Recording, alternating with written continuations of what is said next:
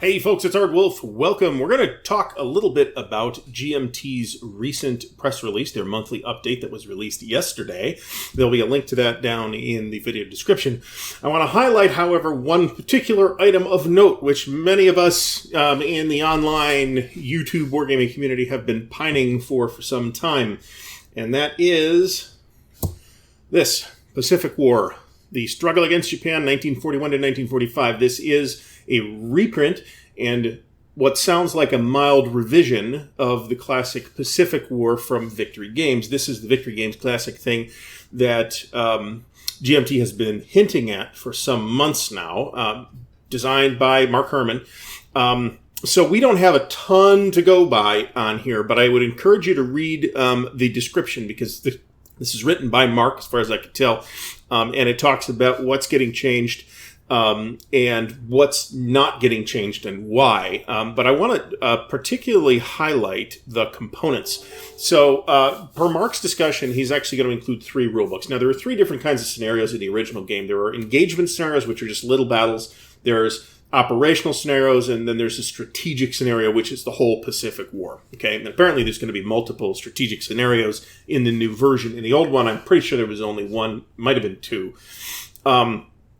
So there's going to be a different rule book that will not cross-reference each other for each of those types of scenarios. You're intended to start with the engagement scenarios, which are small and quick and should take, if you know what you're doing, shouldn't take much longer than like 20 minutes to play. The operational scenarios, on the other hand, are more like a long day type of thing, from what I gather. And the strategic thing obviously takes a long time, but it's the whole Pacific War. We have 3 rule books. We have 2 mounted maps. Okay, that's new. There's a cardboard scenario map. I'm not sure if that's something that is tied to a specific scenario or whether that is something that you like tack on to the big map. I kind of have the impression that it's the latter, but I could be mistaken. Certainly a play card that you play the engagement scenarios on would be perfectly welcome. 9 counter sheets, which is roughly the size of the original game. I guess there's some new markers. I presume that the order of battle is going to be looked at since Mark has put an extra, as he discusses in this article, an extra 25 years of research into this that he didn't have access to before. And that will affect the scenarios as well. So we have the pad of sheets, we have an operations display, we have a Japanese and Allied display sheets. You notice that these are 11 by 34, so that sounds like a trifold or quadrofold type of thing, along with Japanese and Allied screens, which will presumably be on some kind of cardboard. But I am particularly gleeful about one item that I haven't mentioned yet, and that's this, a 4-inch box.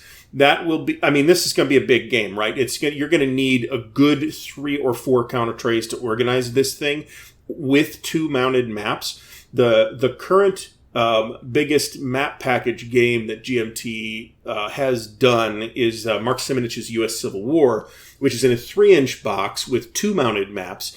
And it's a challenge to fit all that stuff in that box, right? You can fit 1 counter tray barely, but if you don't use counter tray, but you're going to have trouble fitting all that stuff into 1 counter tray, right?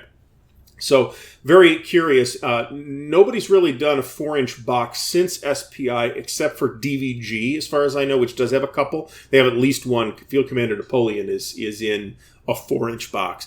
So it's really going to be interesting to see that. This hit its P500 number in about 5.5 hours, according to Mark, which was really fast. I got in at about 70 or something like that, and it was like less than an hour or about an hour or something like that after the announcement had been made. So GMT's production delays due to the coronavirus aside, we should be seeing this before too long. My offhand guess, and GMT is not saying this, but my offhand guess is sometime next year. It will be great to have this back in print. Mark also does say that this is probably his final word on this game. So if you are interested in it, now's the time, right? So it's like day 2 as of when I filmed this, and it's at almost 800 pre-orders. So, one of mine's in there. This is going to be a very groggy, very difficult, very detailed game. Mark talks about this in the article. Please read that. Don't order this necessarily if you're a fan of Empire of the Sun, because they're very different games. Empire of the Sun is at a very high strategic level. This is really an operational game that has all the pieces that you can put together and play the whole war operationally. So check this out if you're interested. This is the only thing that GMT put up for P500 right now, because of the coronavirus, and they're closed. They've got a pile of stuff that's basically waiting to ship when they can get back to the warehouse.